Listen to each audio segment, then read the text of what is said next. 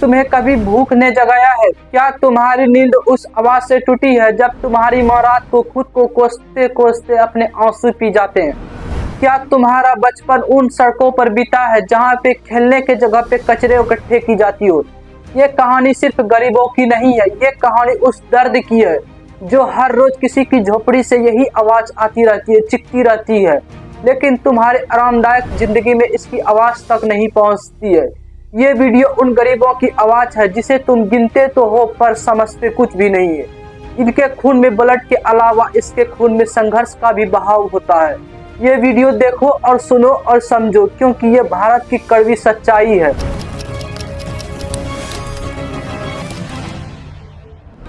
जिसे मजदूर समझते हो वो हर सुबह मौत को धक्का देकर जिंदा होता है। उसके रगों में दौड़ता है सिर्फ एक ही ख्वाब, अगले पहर रोटी का इंतजाम। वो अपने जिस्म को नोच नोच कर वो तुम्हारे शहर की बड़ी बड़ी इमारत को बनाते हैं, फिर उसी इमारत के नीचे लेटा हुआ मिलता है। तुम्हारी चौकाचंद की दुनिया में उसकी परछाई भी नहीं आती है। ये जो नंगे पांव सड़कों पे दौड़ रहे हैं ना, ये गरीबी के वो टुकड़े हैं जिन्हें किस्मत ने कभी नहीं खिलाया। इनके बचपन की किताबें कुछ कबाड़ी के भाव में बिक जाते हैं और इनके बचपन की रोटियां कुछ खरीद ली जाती है, और इनका ना तो कोई क्लासरूम होता है ना ही कोई क्लास होता है। यह सिर्फ एक ही चीज से तामील रखता है, वह सिर्फ खाना से समझौता रखता है। उस माँ की आंखों में झांक कर देखिए जिसने अपनी भूख को दबाकर अपने बच्चों की थाली में आखिरी रोटी रखी। उसकी माँ जानती है कि मेरा बेटा आगे चलकर अफसर तो नहीं बनेगा, क्योंकि उसके खून में ही गरीबी लिखी हुई है, और ये समाज ने भी उसके हिस्से में सिर्फ बेइज्जती और अपमान छोड़ी है। गरीबी किसी भी सपना को गला घोट कर मारा जाता है और लाशों पर बैठकर अमीर लोग शराब पीते हैं। तुम्हारे एसी कमरों में बैठकर गरीबों की गरीबी पर डिबेट होता है। तुम्हारी पार्टियां अनेक दर्द पर जोक बनाते हैं।